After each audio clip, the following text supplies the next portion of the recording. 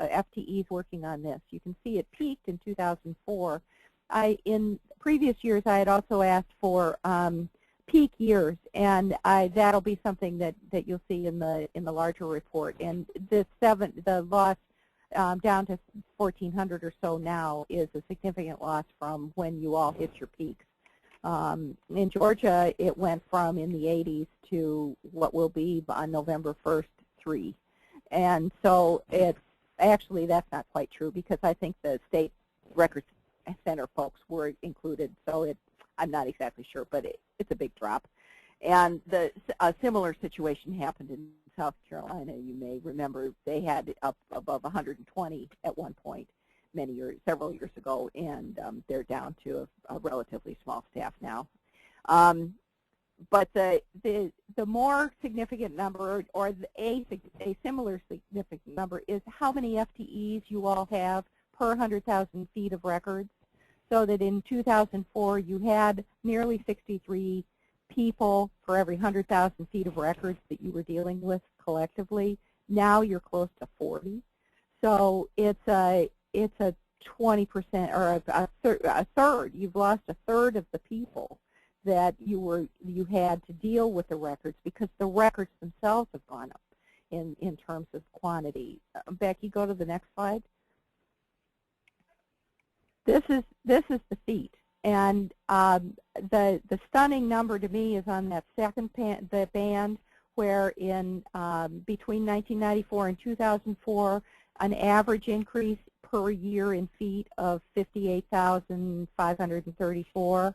You're now bringing in 178,180 per year. Between 2004 and 2010, it was closer to 100,000 per year. What you told me anecdotally, and I believe, is that it's a result of the consolidation and the closing of state agencies, and a need to save money and get the expensive paper out of office, or the paper out of expensive office space, and move it someplace else. So you're getting the gift of all those records, and you have fewer people to deal with them. Next slide. That was just the non-electronic, and of course the whole point of the SERI project is what do you do with the electronic records and how do you deal with them. And this is a number that Matt Veach actually picked up. He calculated the percentage that between 2006 and 2012, the volume, the only way I know to count them right now is in terabytes, but the volume you reported was nearly 400 terabytes, up from 246 just 2 years ago. So there's a large volume of electronic records coming in. The other thing that's encouraging, because of the SERI project and the effort you're putting in on this, is that the number of states that have no electronic records used to be half of the states. State archives hadn't brought anything in just 2 years ago. Now it's down to just about a quarter. Haven't been able to bring anything in yet. So that's a positive trend. I don't know how you're doing it with fewer staff, but fortunately you're giving it a go. So that's the high-flying overview of at least the holdings and the FTEs. Next slide. I also wanted to make sure that you knew or had received your CDs for the IPRO project, and make sure that you saw the message to distribute the user guide that I sent out by email to each of you. It's a PDF printable on 2 sides. You can just fold it. It turns into a 5.5 by 8.5 little pamphlet that goes along with it. That's a critical thing, because that explains to the people who you'll be giving this to how to use it. We've had a delay with the group in Texas, the FEMA-funded provider of online education, in mounting the IPRO courses. So this is the way to get them out there to people right now. You're welcome to make as many copies of these as you want. We've already had requests for more copies of the jackets. You can make your own CDs pretty easily just by copying the contents. What is harder to replicate are the jackets. And I know Kathleen Rowe in New York said well, I've got 63 records officers I want to give these to, and you only sent me 50. Can you send me 13 more jackets? So we've priced those, and we're going to order just the jackets and make those available just a little over cost, basically, to you. So I won't take a show of hands now for how many people might want to use those, but we'll have plenty that we can distribute, and we'll be letting you know in the next couple of weeks how to place those orders. I think that's it from here, unless there are any questions that I should be paying attention to. I don't see any. Go to the next slide, Becky. And unmute Jim to talk about the Advocacy Summit.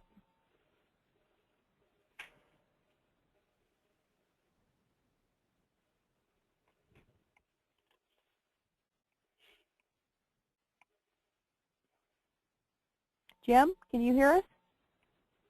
Jim, you're unmuted. Maybe.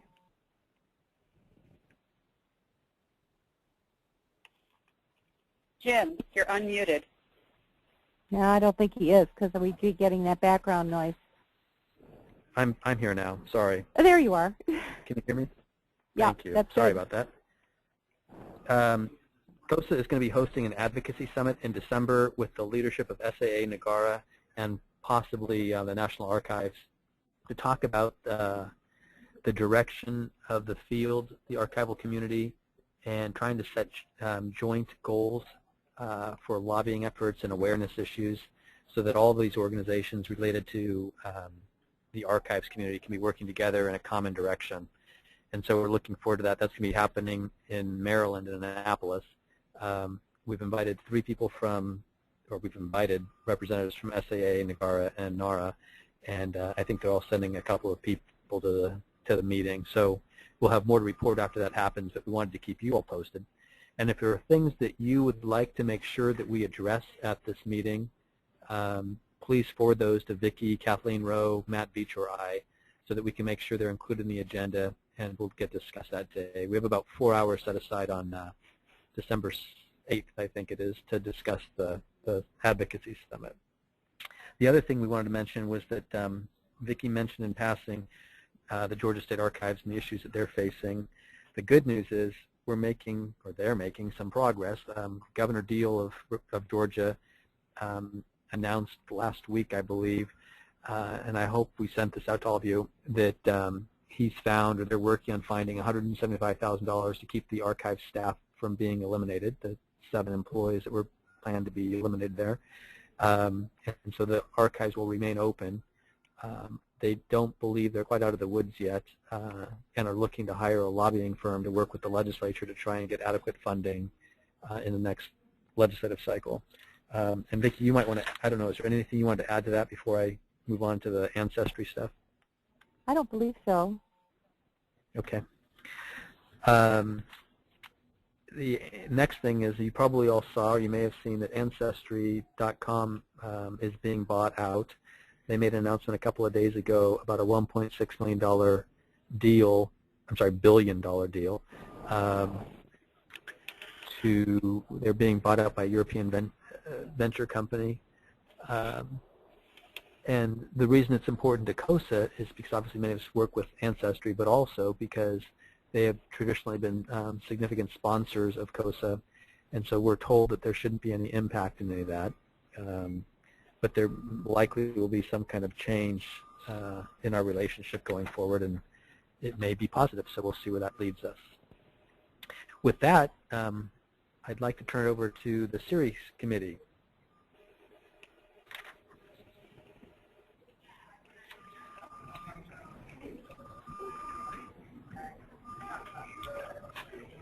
Hello?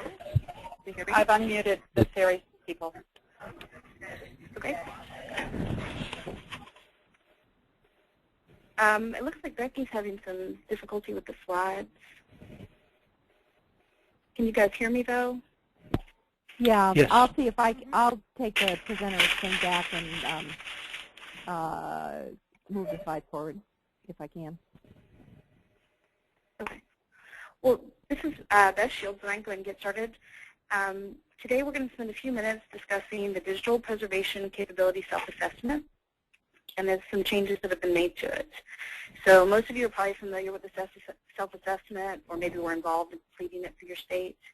But I'm going to give a short introduction in case there's anyone participating today who's not familiar or needs a refresher. Please feel free to ask questions throughout, and I think there's going to be plenty of time after we get finished in this section, and then also discussing the scholarships for questions. Oh, good. It looks like our slides are working. So the self-assessment, the DPC, or Digital Preservation Capability Self-Assessment, was developed by consultants Charles Dollar and Lori Ashley, and it's based on their Digital Preservation Capability Maturity Model.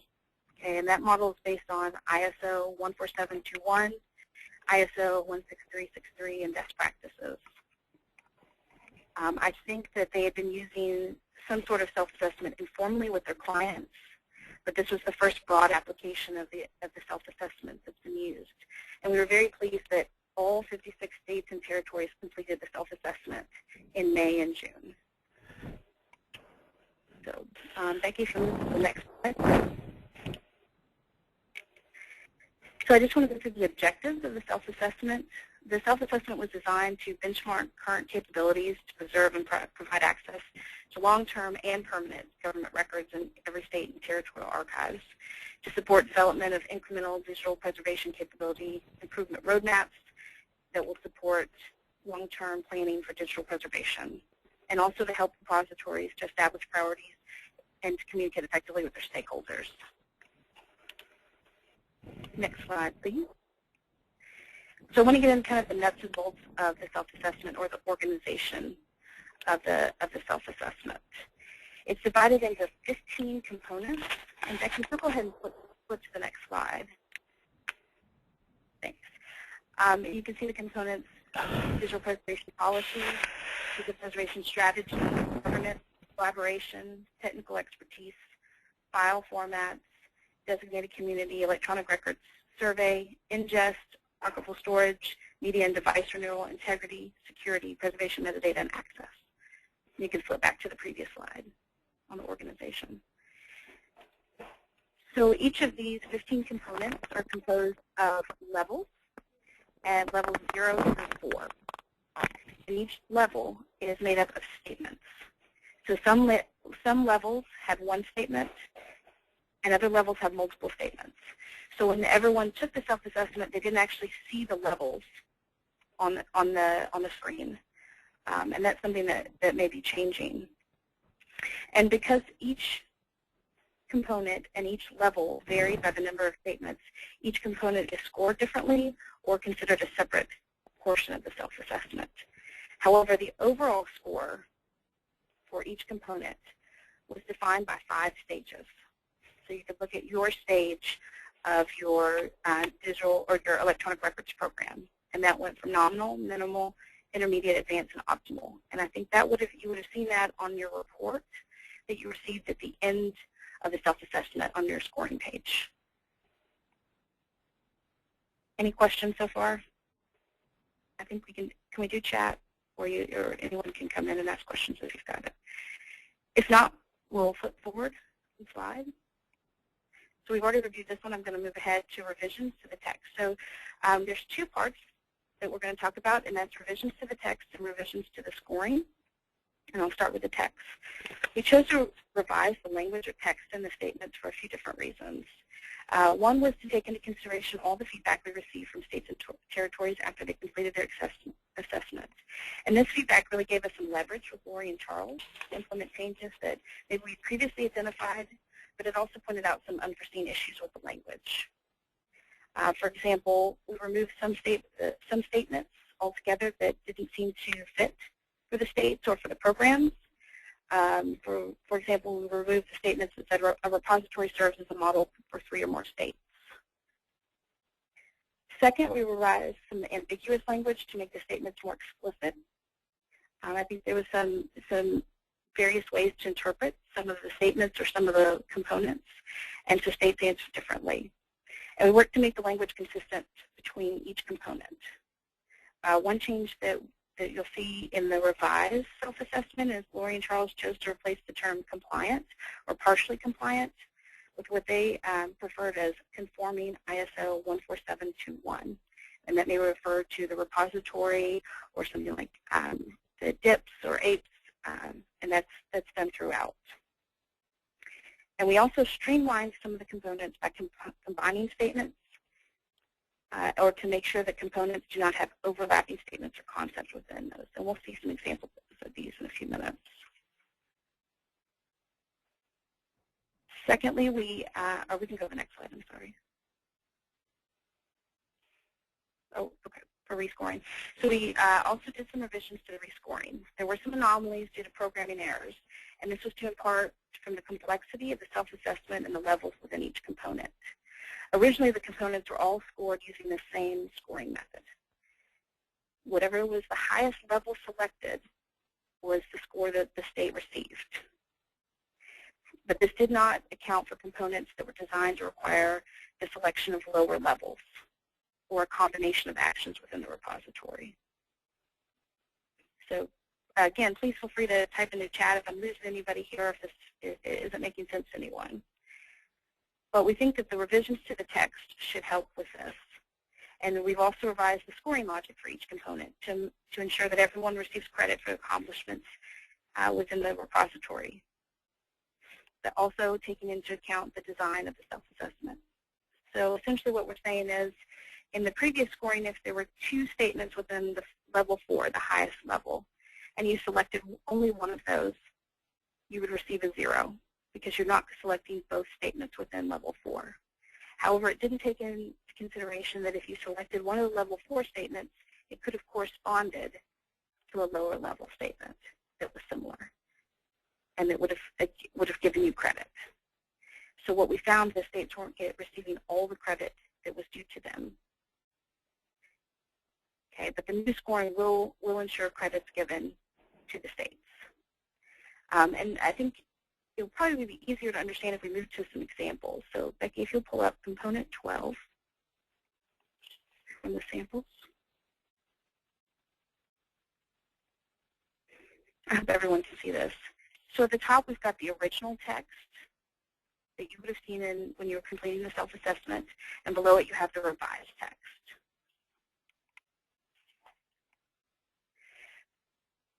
And what we decided here was to combine the two statements in level 1. So at the top original text, the first statement's level 0, and then we have level 1, 2, 3, and 4, and then below that 1, 2, 3, 4 again. So the two concepts of each of the level 1 statements were combined into one level. Same with the level 2 and same with the level 3. The two level 4 statements remained separate. And just to give you an example of what the scoring would be for this component is the highest level you've selected for 0, 1, 2, or 3, whichever of those, or if you've selected 2, whichever the highest one is. And then to receive a level 4, you'd have to select both level 4 statements and the level 3 statement. So I hope this is kind of making sense to everyone. Let's look at another example, Becky, if you pull up number 3 or number 13 for security. Again, we've got the original text at the top and the revised text below it. So in this, a lot of the language didn't change except for we removed all reference to the instances of storage at separate locations or 2 to 3 instances of your repository stored at different locations. And we did that because that storage is addressed in component 10, which is the archival storage component. So we found a duplication of concepts there, and we stripped those out to make it streamlined, clearer for everyone, and then separated those out into one statement for each level. The scoring for this one is fairly simple. If you select 1, you get a 1. If you get a 2, you have to select levels 1 and 2.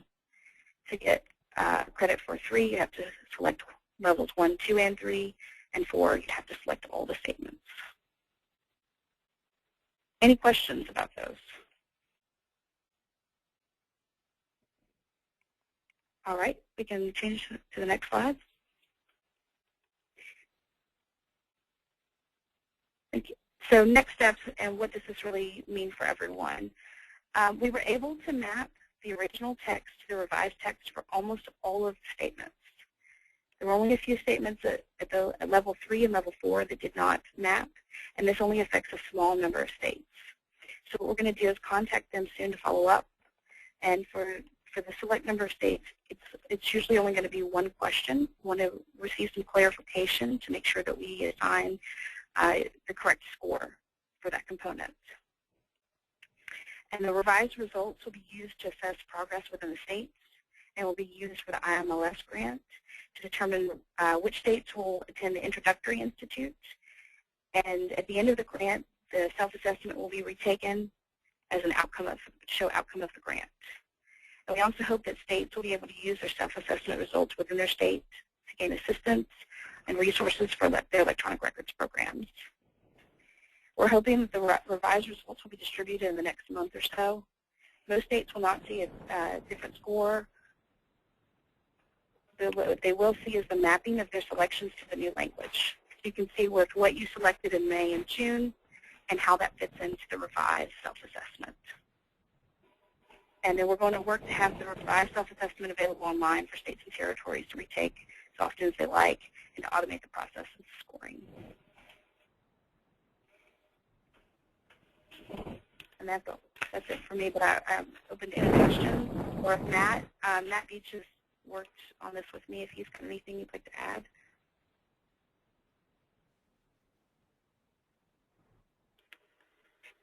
I don't really, other than the fact that I want to thank Beth for all of the work that she has done in putting all of this together. I think all of you on this webinar can grasp how complex this thing was. I think it's going to be a very valuable tool for us moving forward. It will really allow us to kind of track our progress in a fairly rigorous way.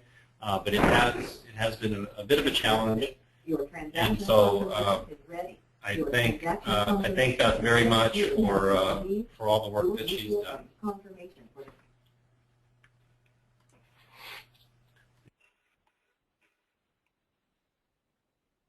Great. Well, if anyone would like to follow up with any questions about the self-assessment, please feel free to contact me or Matt. Some of the states will be hearing from us soon to follow up on some of those questions. If not, you will receive your revised results in the coming months. And I guess I will turn it over to Sarah to talk about the grant. Okay. Can everybody hear me? Someone say yes or type chat. Okay.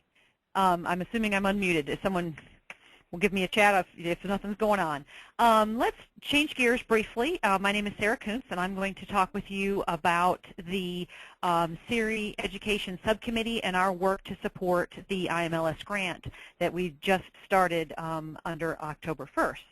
So I'm going to give you a brief overview of the grant and the associated activities. As I hope all of you on the call are aware, CoSA received a Laura Bush 21st Century Librarian Program grant from IMLS for $490,000, and that started October 1st and runs for 3 years through the end of September in 2015. And there are three main components that are involved with this grant.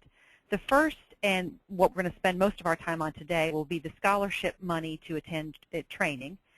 There's also money for week-long institutes, and then finally a long-term agenda and action plan for training issues. So we're going to, when the grant is wrapping up, we're going to take a look at really what is the state of electronic records training and what do we need to do going forward as some next action steps.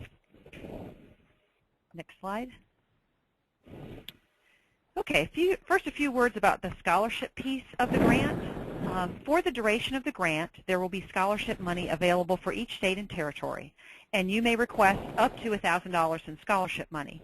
But it's important to remember that this money is going to be available throughout the grant period, and it is available to be spent on more than one training opportunity. So please don't feel like you have to spend this all in one place. So if you feel like you want to use it for registration for one webinar, that would be fine, and you have some money left over, we will certainly be tracking balances, and then you can use the remaining money on another opportunity if you feel like that's the best way to do that. Next slide, please.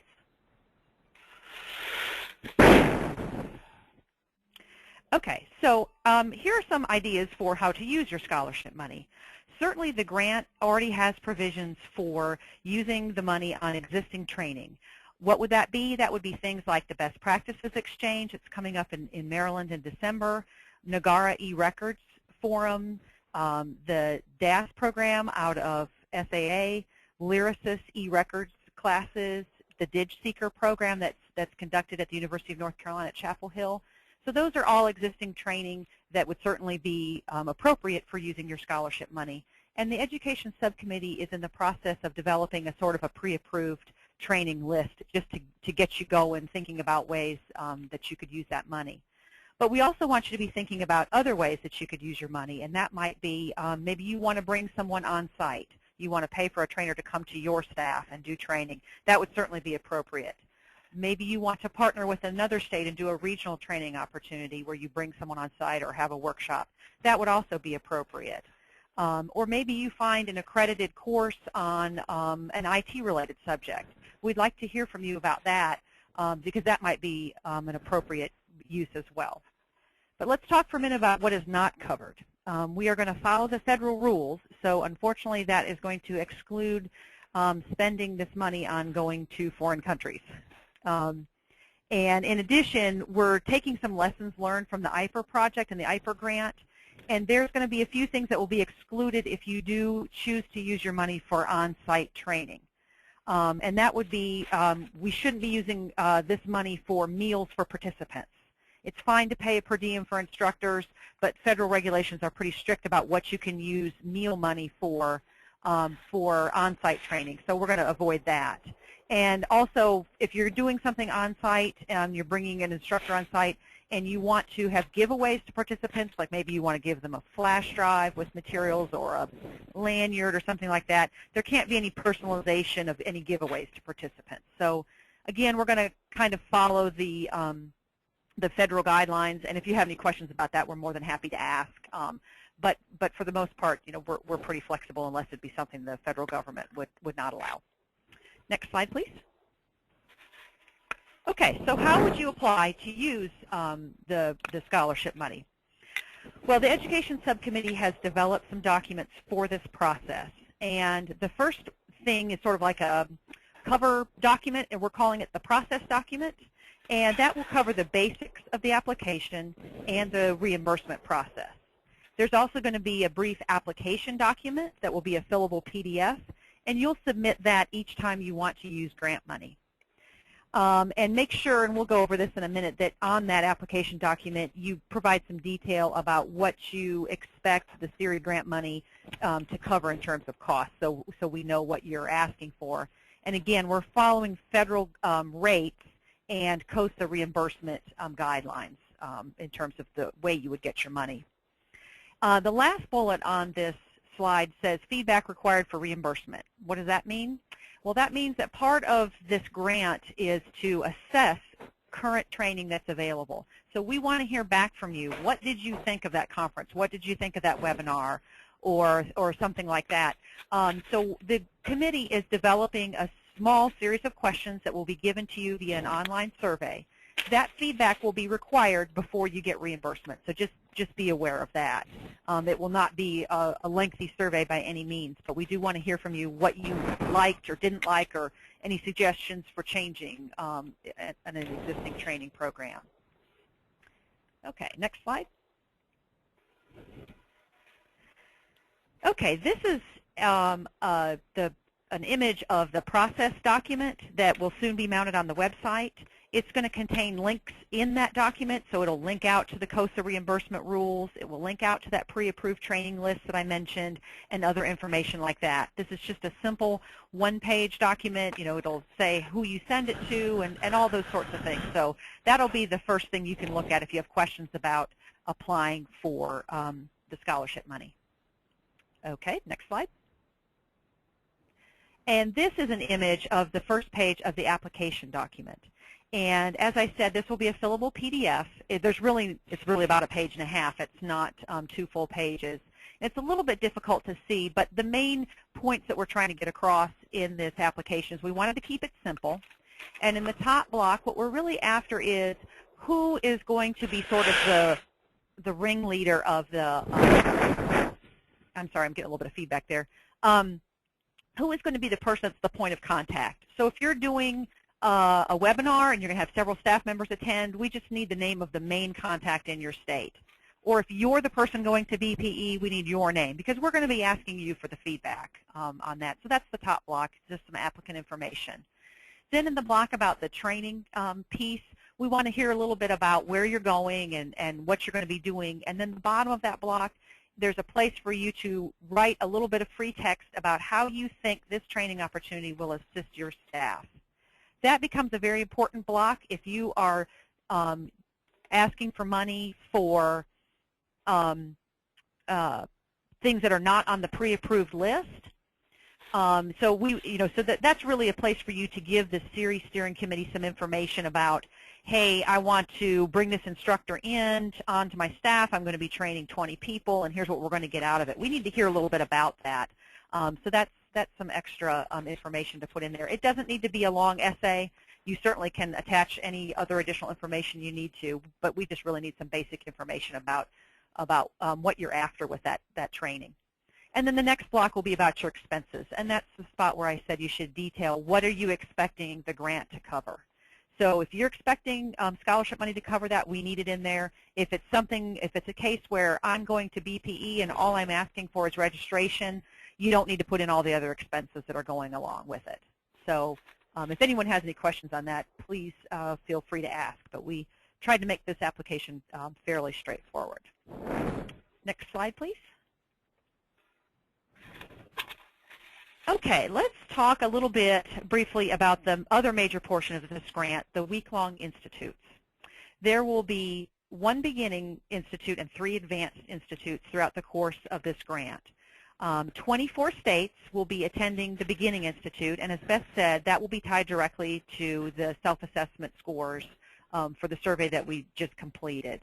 And everyone will have an opportunity to send someone to one of the advanced institutes. The beginning institute will be held in the middle of the year next year, probably around May of 2013, and then we're going to have 1 advanced institute each year in probably middle of the year in 2013, 2014, and 2015. And what do we expect these to be like? Well, we expect them to be very active for the participants that are coming. There might be some preparation ahead of time, maybe some reading or some evaluation of your own program before you come in.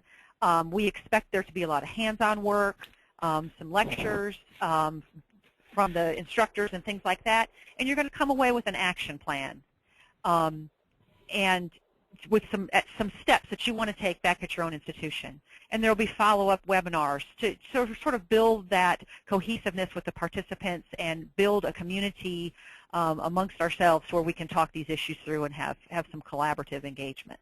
So they're really going to be active weeks. They're not going to be a situation where you're just going to sit and listen to someone talk and then leave and go home. Okay, next slide. Okay, so the last piece that I'm going to cover today is the Education Subcommittee would really like to put out the call for people to consider being a host institution for these institutes. I will be sending out an email to the listserv about this shortly. But essentially what's going on is we would like to have a little bit of geographic diversity. So we want to hear from you so that, if you're interested in hosting and we can then tell people, here's where we expect the institutes to be so they can, best make plans.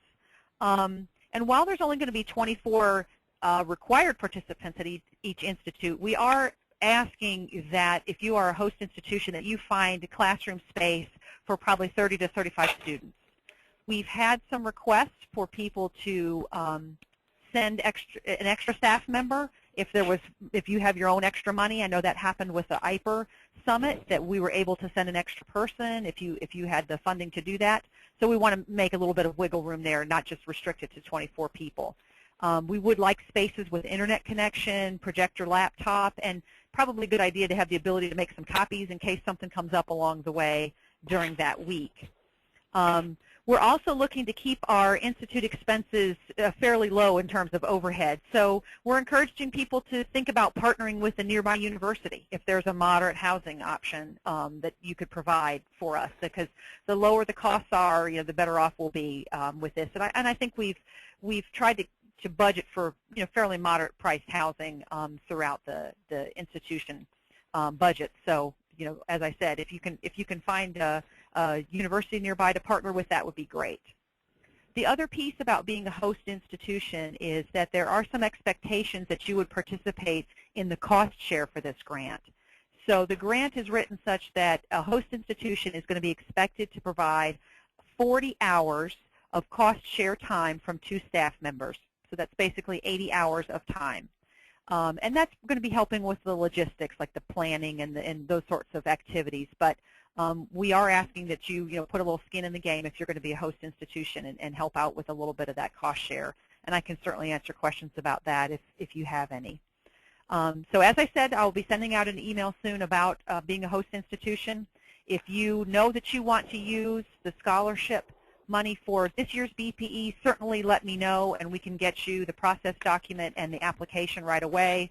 Otherwise, they will be live on the website very shortly, and we will have other documents up there as well, including the pre-approved training list to get you started thinking about some opportunities that are out there. But in the meantime, on behalf of Beth Shields and I are the co-chairs of this committee. If you have any questions about the grant or the institutes, the scholarship money, we are more than happy to answer questions. And if anyone has anything for the chat right now, that's fine. Otherwise, that was my piece.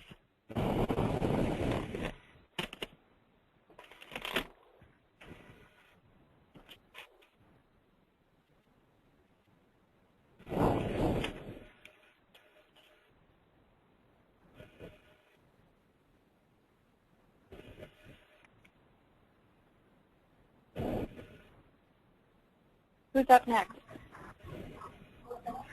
Thank you, Sarah. This is Jim.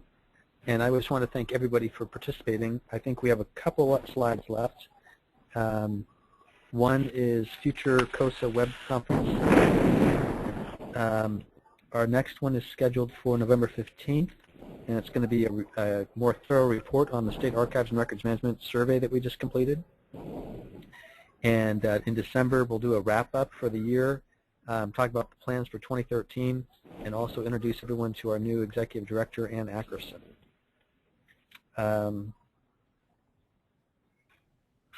And Vicki, do you have anything else you wanted to add before we go?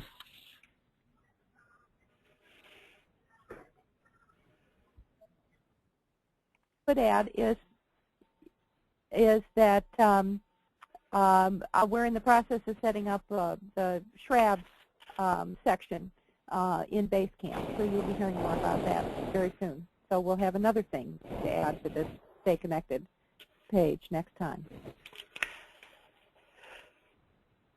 But I think that's it.